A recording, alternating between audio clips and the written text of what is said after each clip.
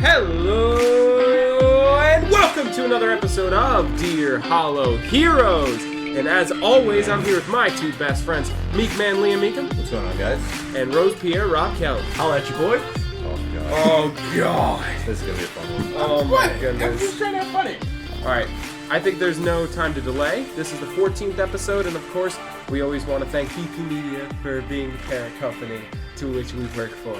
Special shout out to Ben himself from Ben himself. Yeah, he doesn't even ask us to do it for him, so Yeah. it doesn't sound like he's the one scratching his own back vigorously.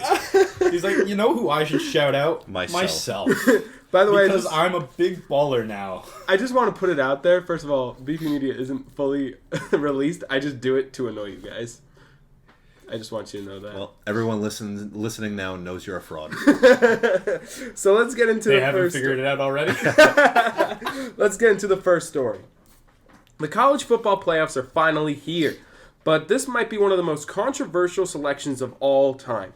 We knew Michigan and Washington would be shoo-ins for a slot, but the surprise came when in 12-1 Texas got the third seed, and then 12-1 Alabama got the fourth seed, leaving the undefeated 13-0 Florida State out of the playoffs. FSU lost their star quarterback for the remainder of the season a few weeks ago, and that was a huge factor in putting them at the fifth seed.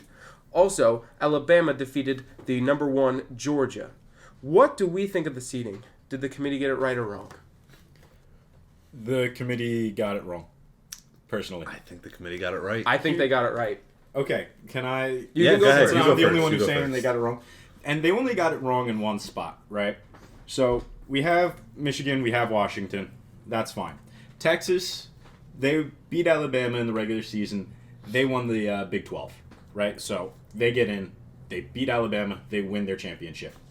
Now, I think where they messed up is leaving out Florida State. Yeah, I think that's the big one. Because Florida State, they won their championship game. Uh-huh. They went completely undefeated, won the ACC, which is still a Power 5 conference, and you're leaving them out because you wouldn't have an SEC team there, and the SEC is their biggest market. I don't think that's why they did it. Go Listen, ahead. No, finish your point. I understand that Georgia is a powerhouse in football, and Alabama beating them in the championship for the SEC is a massive, massive deal. But if going undefeated and winning your championship was the main precedent for getting into the playoffs the past 4 or 5 years, leaving out Florida for doing exactly what they needed to do all year long is some malarkey. All right, so hold on. Let me counterpoint that. There are plenty of undefeated teams that did not sniff the college football playoff. Can I bring something up here when it comes to record? Do you know the University of Central Florida went undefeated for what, a decade straight and never made the even playoffs. smelled like they were so far from it? And also, I want They're not a Power 5 conference. But can I also bring up, well, that's great, your point there. Let's go into the reasoning they choose these selections. I'm going to lead off with conference champion. They're tied. They both won their conference championship. Absolutely. But the SEC, to this day, is still the number 1 conference Easily. championship Easily. to have. And the ACC is ranked 4th. Yeah. So, Alabama, therefore, wins that battle. Mm-hmm. Next, how do they choose which teams go to the playoffs? Strength of schedule. Based on the teams that they faced and the level of competition, the ranking at the end of the season was first, Ohio State University, and second, Alabama. You know what Florida State was ranked? 16th. I believe Florida was right next to it. Yeah. Next would be head-to-head. It never happened, so we move on from there. So right now at 2-0, Alabama. This is where you can make a case for Florida State. Similar opponents. They played one opponent that was the same. It was LSU. Florida State beat them by 21 points, but Alabama only beat them by 14. Okay. So Florida State Still pretty gets convincing that. wins each. Two but convincing wins, but still we're leaning you Florida give State, yeah. Exactly. And then next would be another Florida State help record. At Florida State was 13-0, Alabama's 12-1. We all know again, that. We all know again, that goes to Florida State. So we're at 2-2. Yeah. If we're going straight off of it, 2-2. Last comes to strength of team, and this is where I think it came down to. This is easily where it comes down to. Alabama has a starting quarterback. They have a starter at quarterback. I think if you go off your emotions and who I want to get in, I want Florida State to get in. I really do, because that's the feel-good story. They lost their QB. They still ended up 13-0. I would love to see them win a national championship. But if we go off of the concrete rankings that we have abided by for so long with college football, and I know technically nothing's in stone. It's a lot of variability in college football, which is personally why I dislike it. But if we're going off of what we know, Alabama deserves to be in more than Florida State. No. Listen, I think, going through all your points was very well done. But I think Florida State not having their quarterback is the worst reason to leave them out. Because you're saying this team dominated their division or their conference all year long because they just had a quarterback? You're discounting every other player on that team for a quarterback? Now, don't get me wrong. It's the most important position on the team. Easily. But they still won out their season, and they still won the championship with their backup quarterback. You know what that means? The rest of the team is damn good, too. But be honest. Who do you see winning a national championship first? Florida State or Alabama? This year. This year? Alabama. Listen, I understand Alabama's a good team. I'm not questioning that they're not. They're both good teams. But I'm just kind of wrapping my brain around how the committee who decided this leaves out Florida State, but they followed all the same parameters that Michigan did and Washington. And they went undefeated, and you're leaving them out because one of your players got hurt. Yeah. I mean, a potential Heisman candidate. Exactly. I get it. And I understand he's a major part of their team. But it's a dumb reason. I'm not saying it's not. There's no argument that it's not a dumb reason. And I said emotionally, that's who I want to get in. If I could choose right now, I'd reverse it. I agree. But we don't choose. I'm at the point where I agree the moral way should be FSU. Yeah. They were robbed. In the morality standpoint. But this is the problem I have with this selection. Alabama is the reason that it's so controversial because Alabama is Alabama. They are the team that everyone hates. Yep. It's weird because Georgia's now. If you have a feel-good story in that slot, it's a lot different. No one cares. So I think that Alabama being Alabama is where the emotion comes into this decision-making by the fans. They're mad that the team that always is in again. But on the logistical standpoint, Alabama should be in. And also, I want to put into other terms why strength of team is so important for this college football playoffs. Look what happened last year. What was the finals last year? Georgia versus TCU. How did that shape up? The game was over. That was the worst college football game I've ever seen. TCU still made the finals. Yeah. They still had to beat out the championship series, didn't they? Worst teams can squeak by. They can beat one team. Doing it twice is a different story. And this is where it comes down to... But you're not giving them the opportunity to do it. Florida State earned this. They were completely robbed. It was highway robbery. Not completely. No, I'm saying they were. They did everything that the committee has told these teams they need to do year in and year out to make these playoffs. Stay healthy. And strength of team. And boost your strength of team, strength of schedule, and winning their conference. Or being in the right conference. They're in a Power 5 conference. That is one of the requirements. But it's the fourth best conference. Listen, your problem right now is with college football, and I totally agree with you. Thank you. I totally agree with you. It is the not. The issue is the entire system of college football. I've been saying this for years. This is a huge reason of why I don't watch it. And I've been, like I said, I've been saying it for years. There is so many question marks about who gets in. Why they get in. It's not fair when teams can go undefeated. The question was, did the committee get it wrong? No. I'm saying, no. Yes, they did. The sport's wrong for making the committee... The sport is wrong. The rule needs to be changed. The committee was right. The sport is just not fair. The committee was wrong. The committee was dead wrong. Florida State... Can I put this into terms? Let me try this. When a player makes a phenomenal catch in the NFL, and he had 1 foot out of bounds, but it was barely out of bounds. Like, barely. Like, one cleat bottom was out of bounds.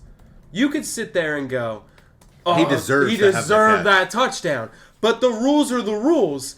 And that's just how it is. You could be like, the ref sold. The ref sold. We can't just let any team that America likes into the college football playoffs. You can't do it. Yeah, you're right. And you know what? America doesn't really like Florida State. It's Florida State. They're not a big name team. They beat Louisville, a more popular team, in their own championship game. They went 13-0. And you know what? You're right.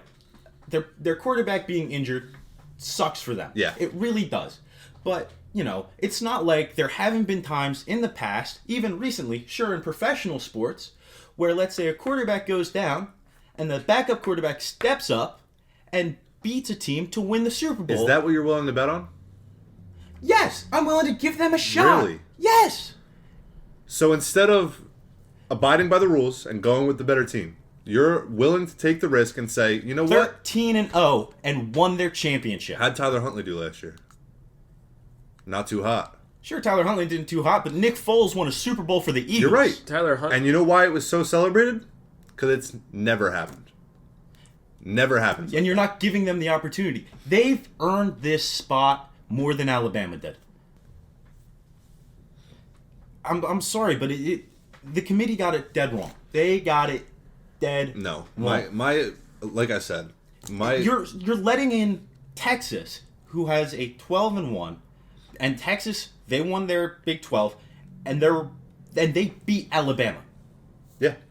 But you're letting Alabama skate in to possibly play a team they already lost to, rather than a team that has not lost at all.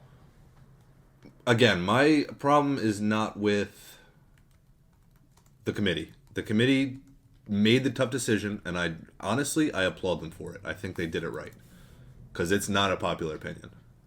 But my issue, again, is with college football. One more thing I want to point to, just before we get off this topic, is did you see the reaction from Michigan when they saw that Alabama got in over Florida State? Did anybody see the reaction? What was their reaction? Dead silence. Not a single person happy. Can you imagine if Florida State got in over Alabama? How happy they'd be to be playing a backup quarterback in this game? And that is also why they made the right decision. That's why they made the right decision. Because now Michigan has to go play a tough game. Instead of rolling past the quarterback they think they can beat. They're terrified. Because Alabama has won so many games against so many good teams and close. They're good at being clutch. Yeah. And their worst, in my opinion, their best chance of being kicked out of the entire playoffs, they made the most miraculous fourth down play I think I've ever seen. Incredible. So this team knows how to win, and you never count out Saban. I mean, this team just has that winning culture. it's going to make a better game, and it was logistically the right thing to do. Because if you throw Florida State there, it's going to lead to making the situation even worse. You're going to make this whole TCU getting in, it's like, why are we doing this? Like, put in the good teams. That case is going to be stronger when you could just do the right logistical standpoint and get it done correctly. And it stinks because it's Alabama. If it was literally, if Ohio State just went undefeated or if they were in the same position, no one would have cared. Less people would care. No one would have cared. And I feel like somewhat less. And then if you throw literally like Colorado did it, if Deion's Oh team my did God, it, people would be celebrating. forget it. People would be celebrating. No one would care. This rule would be completely disregarded. Exactly. So I think it's more emotional than it is. It is. What I mean, and it's understandable. I do get it, but I think they made the right call. I mean, none of us really want Alabama in on that regard, Yeah. but they deserve it.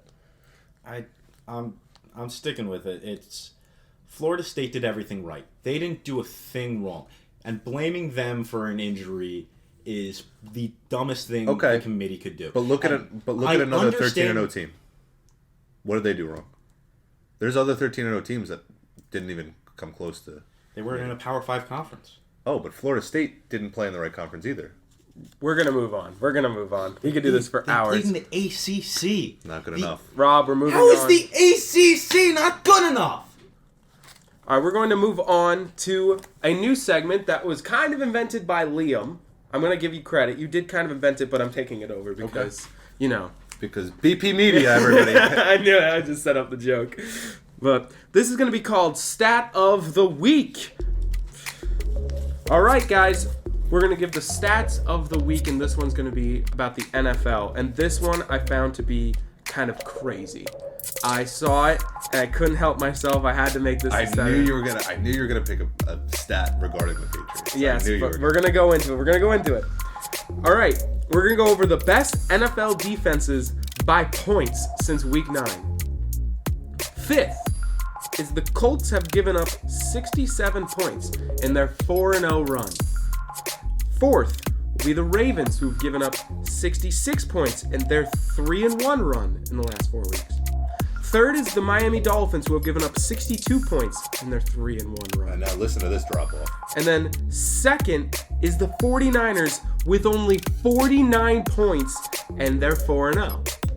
And the best defense by points in the NFL since Week 9 are the New England Patriots, who have only given up 46 points and they're 0-4. Yeah.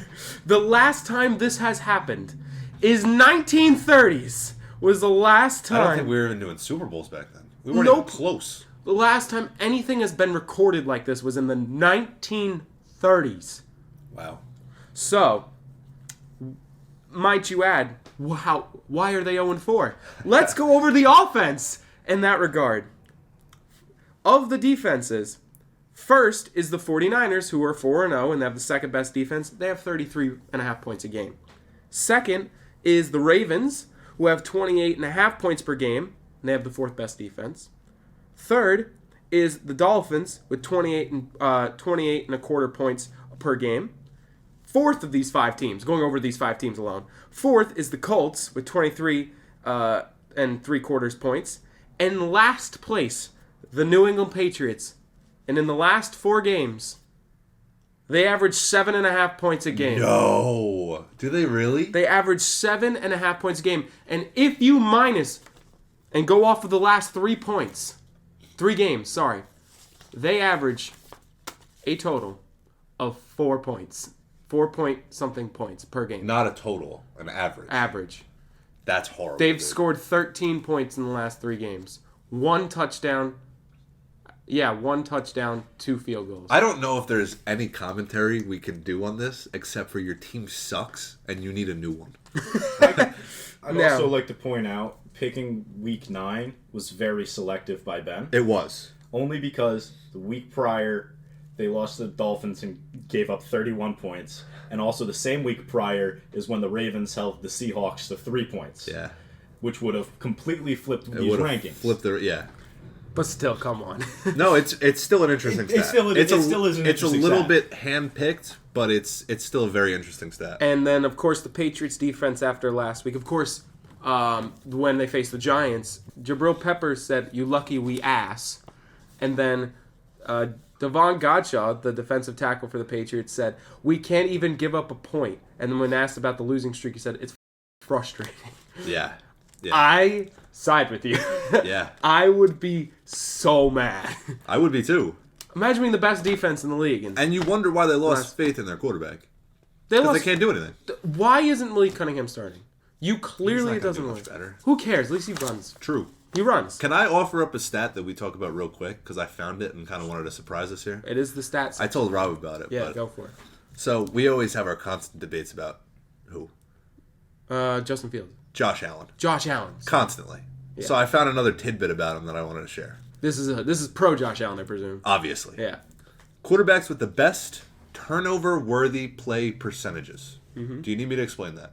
Like it's like it's The their amount, fault. the percent of times that they themselves have put the ball in harm's way to be turned over. Okay.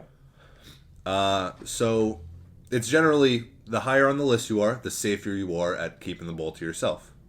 Number 1, Dak Prescott. Number 2, Matt Stafford. Number 3, Kenny Pickett. Number 4, Joe Burrow. Number 5, Josh Allen. Wow. 5th best turnover worthy percentage in the NFL. And he leads the league in interceptions. Yes, he's a gunslinger, but not all of these things are on him. I will give you credit. That is a phenomenal stat. My jaw dropped when I saw that. I was like, You would be shocked to think that, right? Who would have thought? I do think, again, it comes back to that team is just, you know how I said a couple of years ago, I was like, I feel like either the Dolphins or the Bills are going to slowly crack around Yeah. like the surroundings. as I watched the Eagles game and I watched the game before with the Bills, you kind of see it is a lot wrong with the Bills. There's a lot wrong. And with the Bills. I think it starts with, I think, the number one person to blame. You could blame a lot. A lot of it does fall on Josh Allen. He is your best player. True.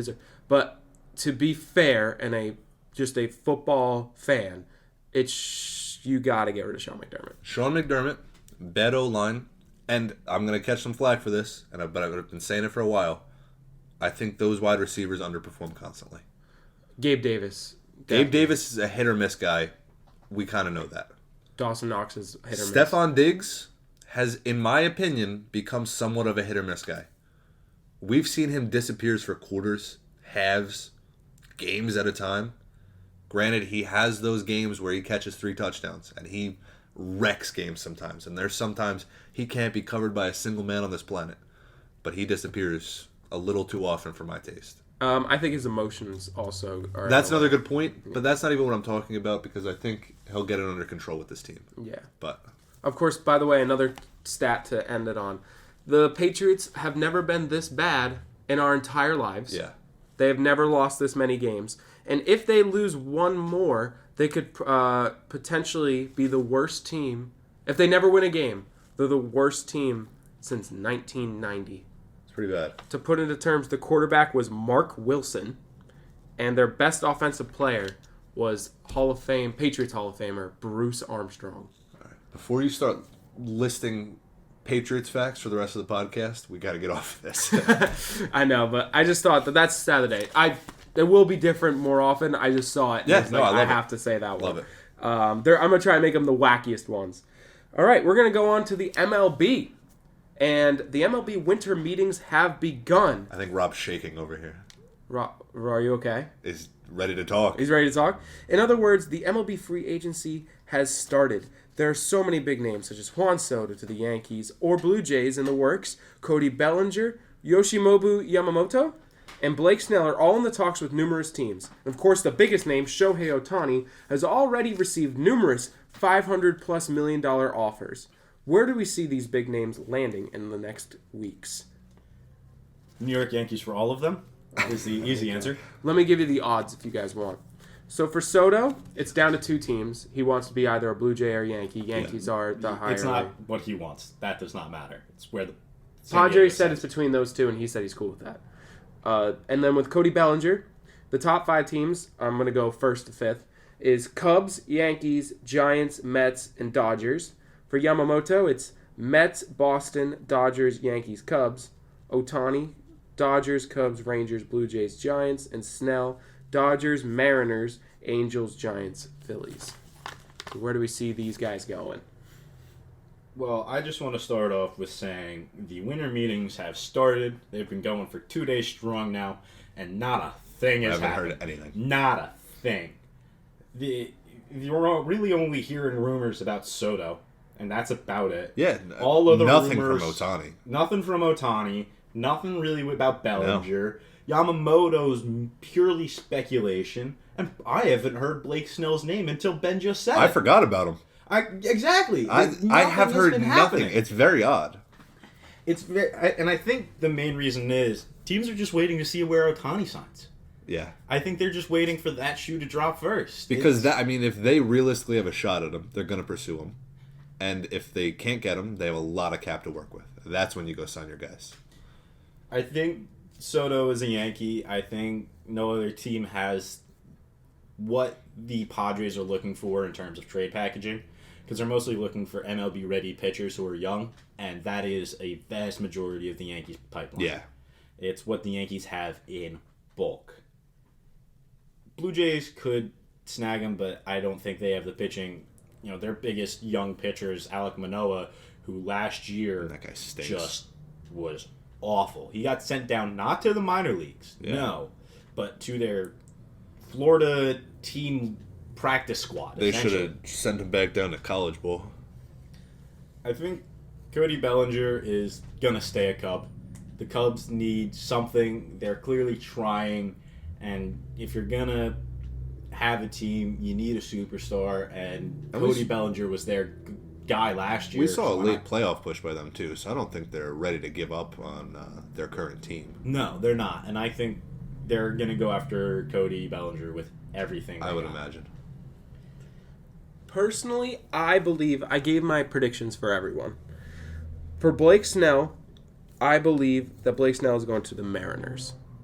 And I think because this might be the missing piece that gets this team at least the ALCS. I don't think they're a World I think Series they need team. more than that. But I think, he's going to be that key piece. Like, he's going to be the turnaround. And isn't Blake Snell getting up there at this point?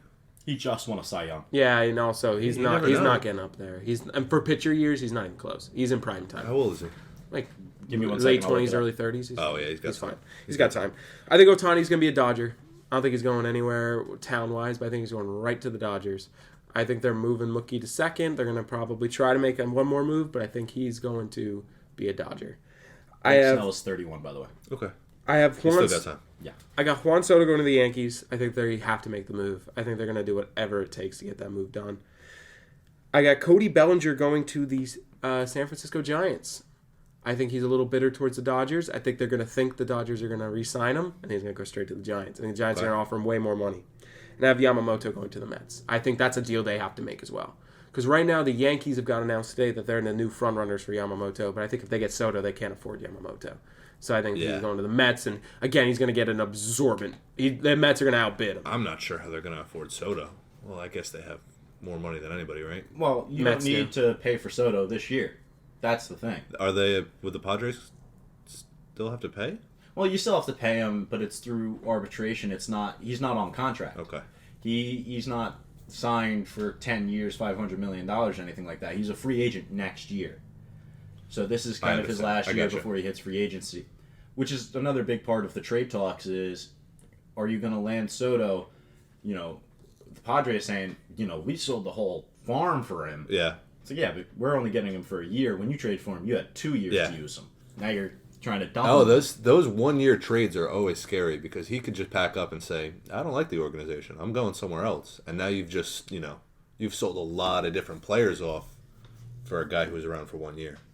Well, this isn't really Soto saying he wants to be traded. I think this is the Padres being like, we need to. Oh, they have to. Salary. Yeah, no, they have to trade him. Yeah, they have to get rid of him. They have a real problem over there. They do not have money. Nope. They gotta trade. I think they should trade Machado too, but that's another day. Like I think he's I don't so know if under you wanna contract. Blow the whole thing up. I don't No, know. you can't trade Machado. He's been the face of your organization for years. But wouldn't you rather get rid of Fernando Machado? Tatis? For Machado's been there longer. He's been the face of the organization. Wouldn't you rather He's get rid of Machado to build around a young team with Soto and Tatis? It's I not would. like Machado's I washed. would, right? You're already probably getting rid of Snell. But you're gonna get so much more for it. You get a future for Soto. You don't get a you're future right. for Tatis or Machado. You kind of No, if you trade Machado to a contender, you trade Machado to You a get some contender. big You can get pieces. some prospects. You might lose in the long run. yeah, but you still have so You're guaranteed a tie with the amount of talent trade wise. You might get a See, the only the reason fleece potential is bigger with Machado. I disagree with that reasoning. But the only reason I would trade Soto instead of Machado is because that contract is coming up and it's going to be hefty. It's going to be second to only Otani's. I think it could be. because he's going to be 24. Yeah. He's been in the league since he was 19. And teams are going to want to lock him up 10 years. Exactly. Yeah. He already has a ring. He just needs an MVP, and he's just going to have to build his career. And he's a probable Hall of Famer with the course he's on. Yeah, it's early. It's very early. early. It's very early, but he puts up the best on base percentage, the most walks. He hits home runs. Oh, yeah. No, I'm not saying he's not on track. It's just, it's early. Yeah.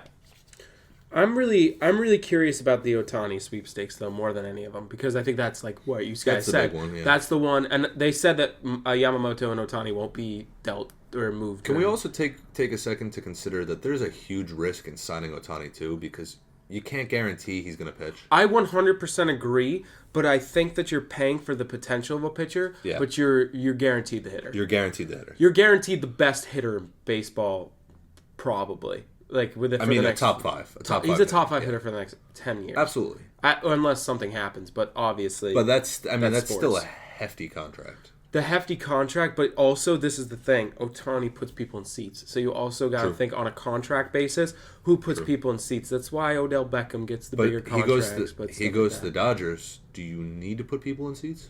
It's not just putting people in seats, but you open up a brand new market for advertisers. When the New York Yankees had Tanaka, they on the outfield wall they started putting up Japanese advertisers because they knew Japanese eyes were going to watch these games. That's something I never thought about. You sign Ohtani for $500 million, there's a chance you make $1 billion just off of the market he brings into your team over that 10-year maybe process. That's a good point. I do not think the Dodgers are going to be the ones who land him. I do think it's going to be San Francisco. Okay. Only because, San Francisco is always a fighting team. They're never one you can really count out until late in the season, closer to late July, August, before you really can tell whether or not they're going to drop off. True. And for the longest time, they've always had a name, right? Like they had Barry Bonds, they had Buster Posey, Crawford's kind of the most recent one. Now, I wouldn't call Crawford a name, but Posey retired only 2 years ago. Crawford... He was the best player. Crawford was the name. But you don't put him on the same category as Barry Bonds and Buster Posey. I'm fair, but they all at the same time he was the best player. It was Crawford and Buster Posey, and Posey retired first. Yeah. Type of It's thing. like saying he's Brandon Jacobs for the Giants. Like anybody outside of the Giants will not second remember best running back on the team. Well, no, any Giant fan will know him, but anybody outside of Giants, True. Like from years to come, meaning. But I don't know. If I was Ohtani, my biggest reason for leaving the Angels is losing. Yes. I want to go where I know I'm going to get a ring at some point during my 10 years. That's probably The Giants chase rings. The Giants will probably get one with Ohtani. The Dodgers will definitely get one. Imagine an Ohtani, Betts, and Freeman year. They're going to win this year if he goes there. The only way they wouldn't is because everyone else sold the bag. I mean, the Braves would have to go get like another free agent or something like that. That's the only way they could possibly. And the Braves are known chokers. So you have Ohtani, who's known to be clutch. Look at the World Baseball Classic. Betts known to be clutch. Look at the 2018 World Series. And you have Freeman, who was clutch in 2021 with the Braves. Yeah. 3 clutch players, 3 guys that truly, really want it, and a big market in LA, and a team that's no bad personalities, and a team that's willing to spend an absorbent amount of money, and they have great role players in James Outman in the outfield. Young. You have they have Max Muncy, who can always give you 30. Kershaw's getting up there. Kershaw is still a good pitcher. He's still a good pitcher, but he's still getting have year-to-year They still have Walker Buehler. He did get injured. I don't know what his situation is Yeah. coming back next year, but they still have him. Yes. And they have the young pitcher. They have a couple young pitchers. Will Smith behind the plate. Yep. Oh, Will yeah, Smith. that They was- have Bobby Miller, who's a good prospect. I think he's what is this year 2 for him? Yeah, Year he's 3? doing okay. He's doing okay. You don't have the best pitching, but you have just No, but my you point have a is pretty good pitcher in Ohtani now. the whole team is pretty good. Yeah. Pretty good. The only other team I could see winning a championship with just add Ohtani to it, if they don't make any other moves, you could look at the Mets being potential because you have I don't know if the Mets can do it. at some point, yes. And you always, I mean, Yeah, but we're talking gives you the same shot that the Dodgers do. I think if you just add him, you have a shot. I think besides the Dodgers, it's either Pretty much any team that just made the playoffs, you could slap them on and say you have a shot to win a championship. probably, but I think the easiest one, especially for a team that didn't, is the Blue Jays. I would love to see him go to the Blue Jays. That would be fun. I just don't think he's going to go to Canada. Orioles could do it. They wouldn't spend the money. They won't. This spend is, money. I mean, again, we're talking hypothetical here Yeah. because he's staying on the West Coast. can I put this out there? I've learned as I look into a lot of what's going on in Toronto, I don't think they believe in Vladimir Guerrero anymore. So, Why would you not? because Because he had a down year this year? Because He did have a down year. He had a down year, and there's a lot of trade rumors, trade ideas. Pete Alonso for Guerrero has been mentioned. Like, I just hear a lot of Vladimir Guerrero. It could not be from the organization, but there's also... I'm sorry, but I hear it from the fans. I do hear But it. if you're hearing it from the fans, it means nothing. Yeah, no. He had a down year. It doesn't anymore, dude. The fans make a lot of impact. It means nothing. It means nothing. Listen, he had a down year at age 24. He goes out and opening night hits 3 home runs. all those trade talks stop. Exactly. Listen, even in 21, he tied for it, but led the league in home runs, OPS, slugging, and OPS plus. It's not like he's fallen off the map completely. It's not like he's an old guy. Exactly. You can't knock him for just having a bad year in his 5th year in the league at 24. I'm just saying, watch out. I don't buy it. I hope he has a bounce back year for his own sake. But if he has another down year, though, it's gonna heat in that seat. That's the best way to put it. Heat in that seat. Heat in that seat. But yeah. So, any other points we want to make about the free agency? You want to stress that everybody's going to the Yankees one more time? Yeah. No, I think He just stressed knows. that enough. Yeah, you hammered that home already. I think I will as talks heat up. Oh, yeah. They're still pretty dead right now. We still have more episodes to put out. Exactly. I can't just say everyone's going to the Yankees now before I, before more rumors pop up. There you go. You found it. Yeah, I was trying to find it right where Ben took my paper. I was kind of reading my notes that were on there, but he just took my paper. So, I wanted to tell you I wanted to do this live on the podcast because I did get it today. You're pregnant? Yes. No. It's actually about you, Liam. You're pregnant? We're pregnant, yeah. Whoa. Anyway, so someone came across to me and gave me something that I paid for. So I just wanted to say, because this is going to be your birthday present for 2024. I found something. Is this a pyramid scheme, Ben? I got this deal, dude. Are you going to sell me magic beans? No. So I got something, and I thought that this would be a great birthday present, and I thought it'd be nice to give it to you live on the podcast. Can I provide some context here? What? My birthday is in May. Yeah. Christmas is this month. Today is December 5th. I already got your Christmas presents, so it's too late. So this has to be your birthday. Okay. So This is a shock. So I have this for you, and I got this today because I found it, and someone gave me a great deal on it. So I wanted to give you this.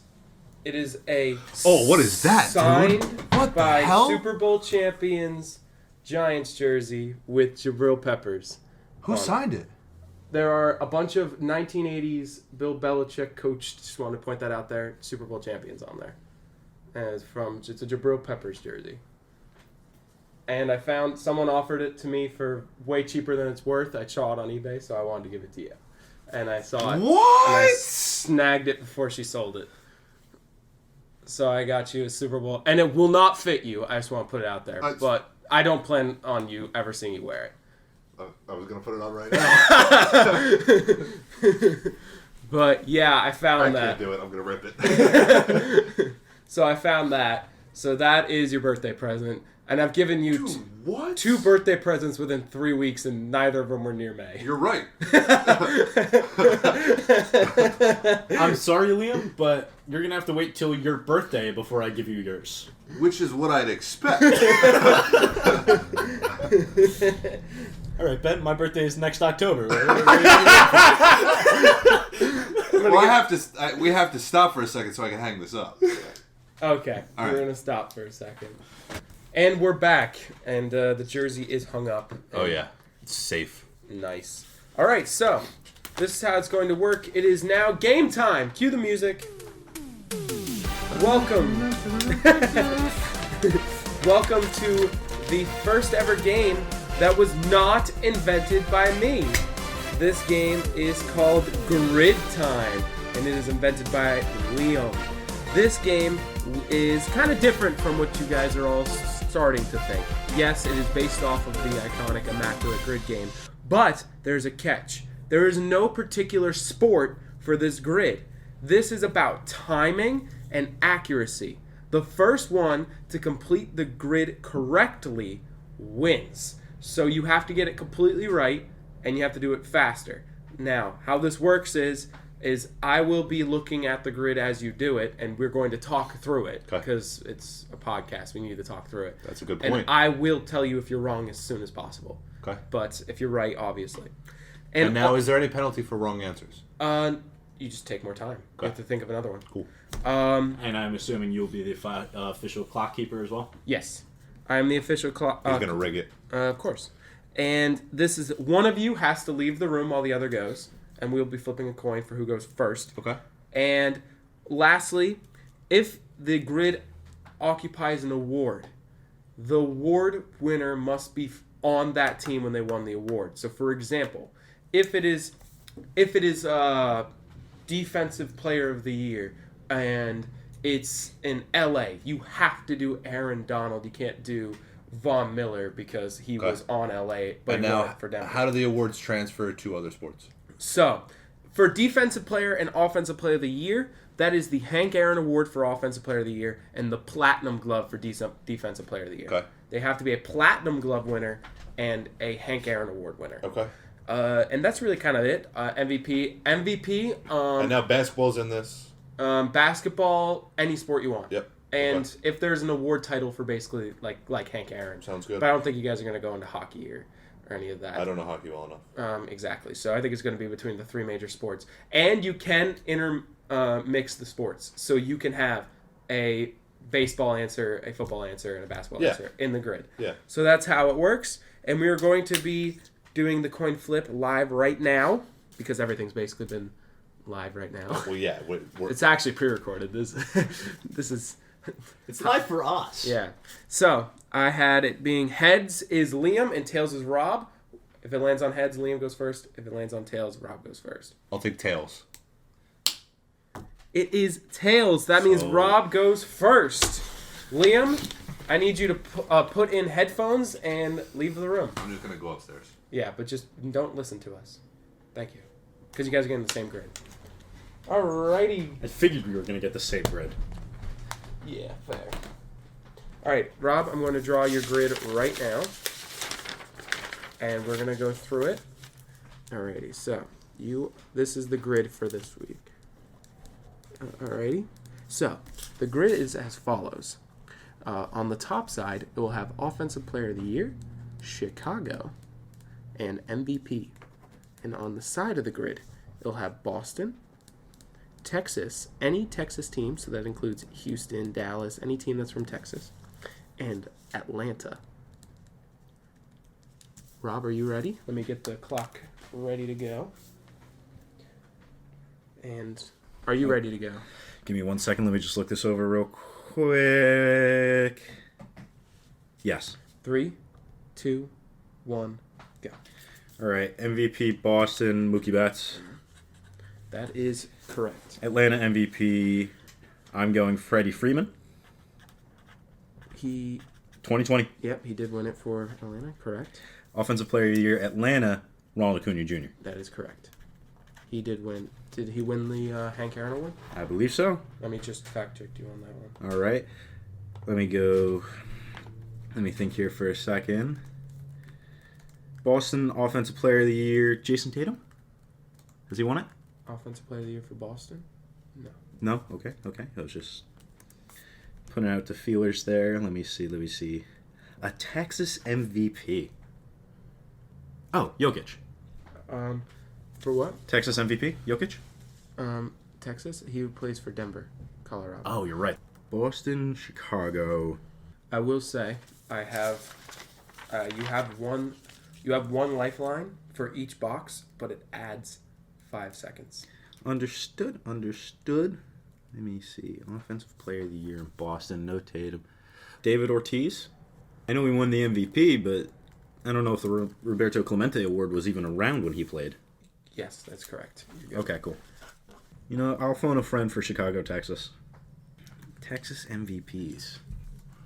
Oh, Jose Altuve. Thank you. That was the one I was going to help you with. See, I knew a Texas MVP. It was just which team I was going to pick. Boston and Chicago. Oh, Atlanta, Chicago, Dansby Swanson. I'm a big baseball guy, so this is mostly baseball player. I also never got my phone a friend for the Chicago, Texas help. All right, so this guy This guy for this one. For Chicago, Texas. A really known guy. He was the starter for Chicago. He's very unknown for Texas, but he was most known from Chicago and the Jets because he played a lot of games for both of them as a quarterback in the NFL. Chicago Jets quarterback Their last back hint up for in them. Texas. He backed up Jay Cutler, and then he started. Oh, and also I have another one. This guy has won an MVP. Wait, no. Oh, for the same grid? Yes, same spot. This guy won an MVP for this team, and then is now currently on this team. That's Still in the NFL? No, we moved to baseball in that. Oh, he won an MVP in Chicago, is now in Texas, Yes. is a baseball player. Yes. Oh, it's not Jimenez? No. You're gonna slap yourself when you realize this. The 2020 AL MVP for the Chicago White Sox was Abreu. Correct. The offensive player, Texas. Luka win Offensive Player of the Year? Yes. Luka, okay. Then last one's Chicago, Boston. Joe Kelly. There you go. Done. And time. So after your time was 10:50, and your 10:51. 10:50. Well, no, it was 10:50. I stopped it a second late. So you were 10:50, and then add 10 seconds because I'm gonna give you a little bit of help because my first 5-second buffer I didn't help you much. So you're only adding 10 seconds to it. So okay, 11 minutes. So this is gonna be on the longer side of the. Well, you can cut out all the parts where I was just thinking in silence. Yeah, yay. Can't wait to do that. All right, get Liam down here. Will do. I'm bringing this up. And we are back here with Liam. Grab your sheet there. I'm writing them in. Yes, you are. No, I am. Okay. I'll write them down for you. Okay. I start the time after I write them down. And as previously stated, your grid compiles of, again, same as before. Top right is Offensive Player of the Year. And then there's Chicago. Then there's MVP. Then there's Boston, Texas, and Atlanta. And again, any Texas team, as long as they're based in Texas. Okay. Alrighty. Tell me when you're ready. Do you have a pen? I don't. Right, ready? 3, 2, 1, go. So let's go OPOY, Tom Brady. For Boston? Yeah. Correct. Texas, can we get Dirk Nowitzki? For Offensive Player of the Year? The rule for Offensive Player of the Year, they have to have made the All-NBA team because there is no real Offensive Player of the Year for it. So I would say yes. Yes, correct. You're good. Acuna? For Atlanta? OPOY? correct. Okay. Chicago, Boston. Let's go with... This one took Rob forever, and I was really ashamed. Skip it. Boston MVP. Tom Brady? Can't use it twice. Can't use it twice. That's a real bummer. I don't know if there is another one. There is. Oh, Larry Bird. Yes. Okay.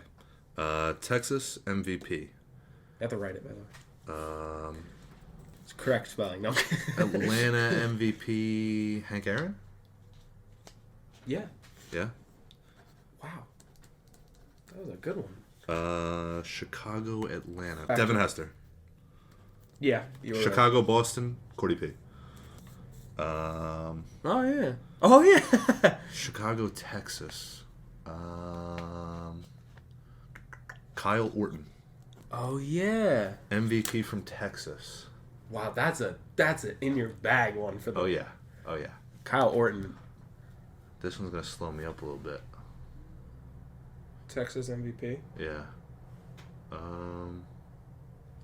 You get. I'm gonna tell you this. You get a phone a friend, but it adds 5 seconds for each hint. Phone a friend. Your hint for that one, Rob. Robbed, like robbed. Robbed. Do I get another phone a friend? Yeah, you can for another 5 seconds. Go ahead. Aaron Judge. Oh my God, Altuve. Wow. And Add 10 seconds. 3. I'm just gonna go 3:15. All right. Get Rob down here.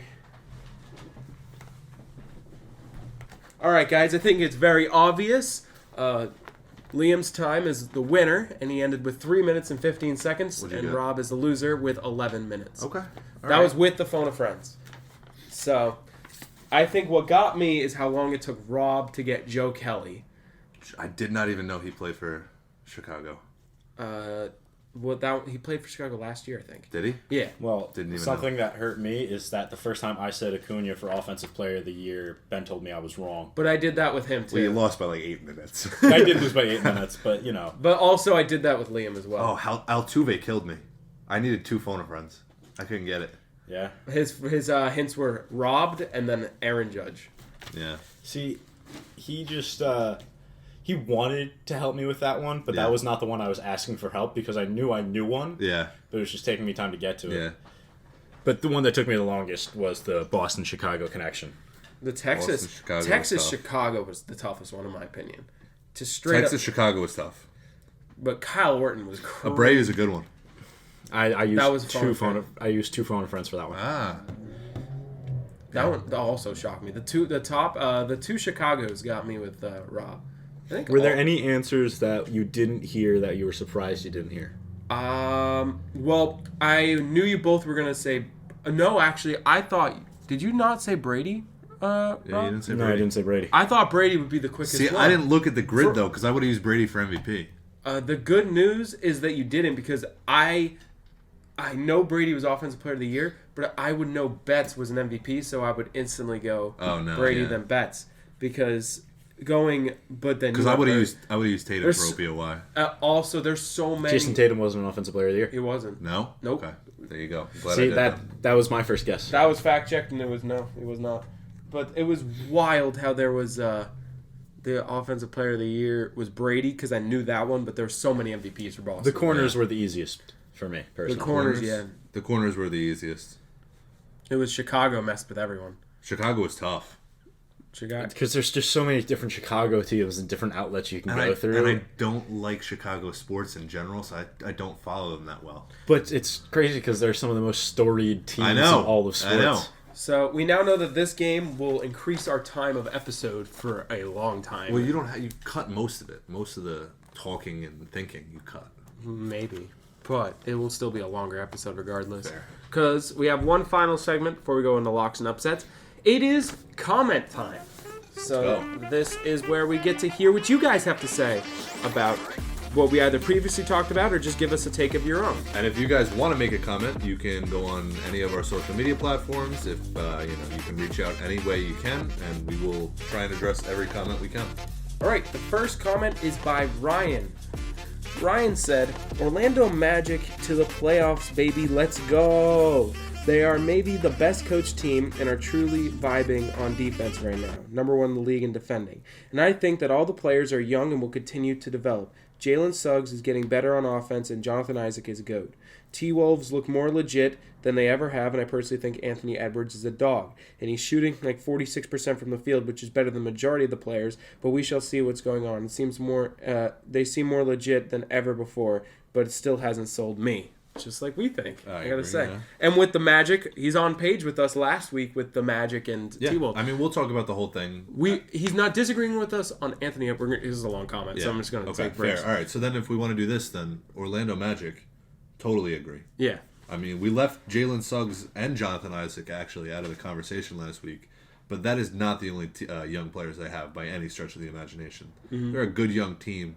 It's a matter of time before they start getting good. And they need it. It's been a while. Yeah. It's now, been a lot. do I think they're going to make a deep playoff run? Probably not. They're going to be the Kings of last year, where they kind of get their footing, they kind of figure out how to win in this league, how to make the playoffs. Next year they come back with a little bit of experience. I think they wreak havoc on a couple teams. And I think what's kind of nice is they need this. They've needed this season for a while, Oh yeah, they've been bad for a while. I mean, that's why they've been able to build this young team. Exactly. So I think it's kind of like it's finally coming to this. The seeds are finally growing. Yeah. And when it comes to the T-Wolves, he agrees with us on we're not sold by the T-Wolves, but he disagrees on our take with Anthony Edwards. And based on what I read, based on how I mean, he is, don't get me wrong, he's a star. I don't know if he's a superstar yet, but he's a star. I just don't like his style of play. I think it's, I don't know, very ball dominant, very if I'm not shooting well, the team's not playing well type of game.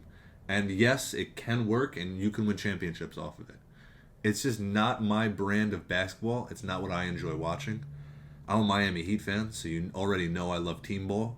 And I think that can, win championships in a league dominated by superstars. Do I think the T-Wolves can do it? Yes. Do I think they're going to need to take further steps in a lot of different areas? Absolutely. I think that the T-Wolves are not the team that their record shows. I think they're not as good as their record shows. But I will lay back on the Anthony Edwards take. I think he is shooting pretty well so far. But the problem is his style of play. When he doesn't perform, there's no shot. Yeah. There's no shot. So his style of play is good when it's good, bad when it's bad. It's like, it's up to him. And that's not a type of play. And you have to think, is this the new Anthony Edwards, or is this a hot streak? Exactly. So it's this, to sustain this is a lot, and to ask a player that young and that ball dominant to be carrying a entire franchise is not only not fair to him, but especially not fair to the team. And on top of that, he's got to be a leader. And I don't know if he's shown enough where I can say he's a certified leader. I'm going to be brutally honest. I don't see many leaders in the NBA. Doesn't seem like a... I don't think that's true. I think there's plenty. Really? I think there's plenty of superstars that are also leaders. I just didn't... Look at Steph Curry. Look at LeBron James. Look at Giannis. You've given me three. I mean, you could add on... You could add, Jimmy. Yeah, Jimmy. That's what I was going to say. Jimmy. You can even add KD if you wanted to. Yeah. As much as he is a toxic player, in my opinion, I think he's a decent leader. All right. I'll stand back on that one. But to continue his comment, he says, I don't know what the Warriors are doing. Andrew Wiggins straight up forgot how to play basketball in general, but Steph is having arguably his best season ever. Warriors have a chance, but they just have been relying on Steph right now, and the rest of the team is struggling bad. Darius Garland has been hurt, and the Cavs have had some bad shooting runs too. So that's the rest of his comment. The Cavs have the talent. I don't know if they'll be able to put it together. They haven't shown it yet, but it's still early.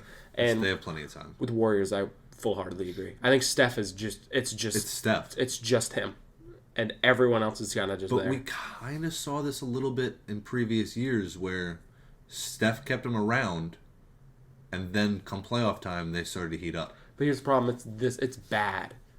It's not. No, it's bad. It's not mid-level basketball till postseason. You saw the Heat last year make the play-in game and then go to the finals.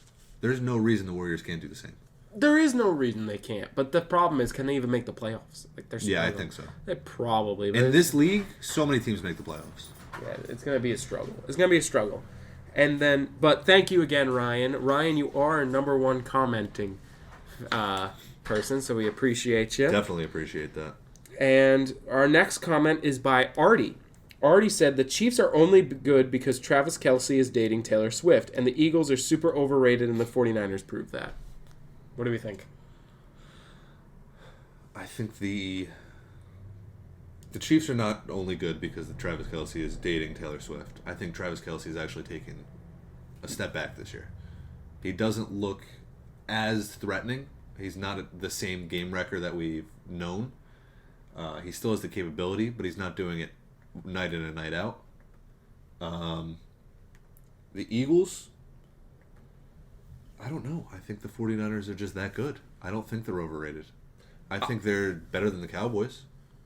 I think that the Eagles are overrated for how we've rated them all year. I've said this before. You got to remember. Look at the wins they've had. I will give Chiefs... But here's the thing. The Chiefs, I feel like, are also overrated to how people are giving. So let's eliminate Eagles-Chiefs as a whole, because I feel like this is just two overrated teams facing off. I'm going to think back to, well, who did the Chiefs beat that was monumental this year? Do you have any answers to that? That was like oh my gosh, that was a good team. They did. No. And even when they lose, they're barely winning. They barely beat the Jets with Zach Wilson. They've skated by. They've lost to all the teams that are doing well. They're just doing okay, which is fine.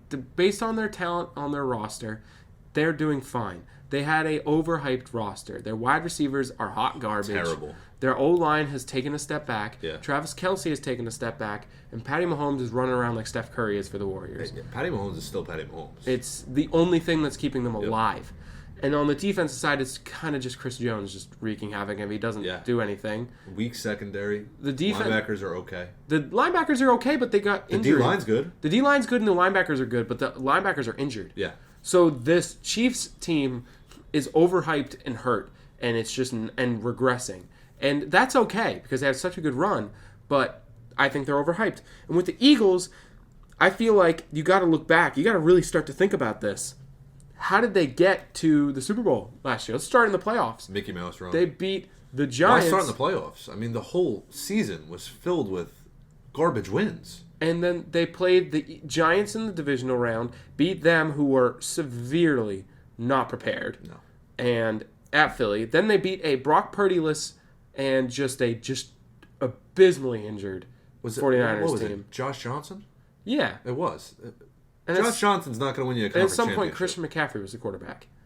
You can't win like that. So now they faced a fully healthy... The fully healthy 49ers team gets smacked. They almost lost at home to the Cowboys when the Cowboys were not fully where they are now because they weren't as good as they were now. Like they have really found their stride now. So next week's going to be telling. If Dallas beats the Eagles, we're going to start to wonder. I think Dallas is actually favored. Yeah, well they're home. Everyone's. I don't know. Everyone's. So this is a really testing week. I don't think the Eagles are as overrated as the Chiefs. But I think the Eagles are overrated. You also got to remember, the Eagles almost lost to the freaking Patriots. Yeah. So you got to think about that. So thank you, Artie. I think it was a little aggressive of a comment, but I kind of agree with his takes a little bit. It's not bad. And last, and certainly not least, this is my favorite comment coming in. This is by Alejo. He said, I think professional sports should end the ban on PEDs. We should see athletes at their highest capable form. Imagine a UFC fight where they're at their peak physical strength and conditioning. I'm just saying, it would be a cooler sports world with it. Yes, it would. But I don't agree with the take. And this is my biggest reason. What does that say to a high school athlete that wants to play in the NFL one day? If everyone's taking PEDs... Just start taking drugs. Is that okay for a high school athlete to take PEDs? Like, where do we draw the line? Professional. So when you get to the pros, you just start juicing? Yeah, it's not cool. How do you draft college players then? Who's got he's really good, but... Good veins. I think he'd be really good on steroids. Like, you can't do that. So I think you have to ban them. Yes, it would be fun. I mean, would that not be the best sports ever? Just roid rage, just every single UFC fight, just throw two maniacs in a cage. It'd be awesome. But it's not something that's viable and that we could ever get away with. And it's not, I don't know, it's a bad message to send for the sports world. Yeah, but come on. It'd be awesome. Dream a little. And again, thank you, Alejo. Thank you, Ryan, Artie, and Alejo. We love your comments. And, of course, you can message us on any social media or you could text the hosts if you have their numbers. And we want to thank you all. It is now time for our locks and upsets of the week. Now, current standings right now, I am 12-1 on locks. Rob is 8-5, and Liam is 10-2. And for upsets, I am 3-10. Rob is 4-9, and Liam is 2-10. So for the totals... Between the two combined, I am first with 15-11. Then second is Liam at 12-12, and third is Rob at 12-14. So, let's get into our 14th locks and upsets and How is he 12-12 and I'm 12-14? I missed a week. He missed a week. Oh, you're right. So, we're going to do our locks and upsets. Who wants to go first? I'll go first because obviously this one's not going to be that exciting this week. I'm just going hockey this week.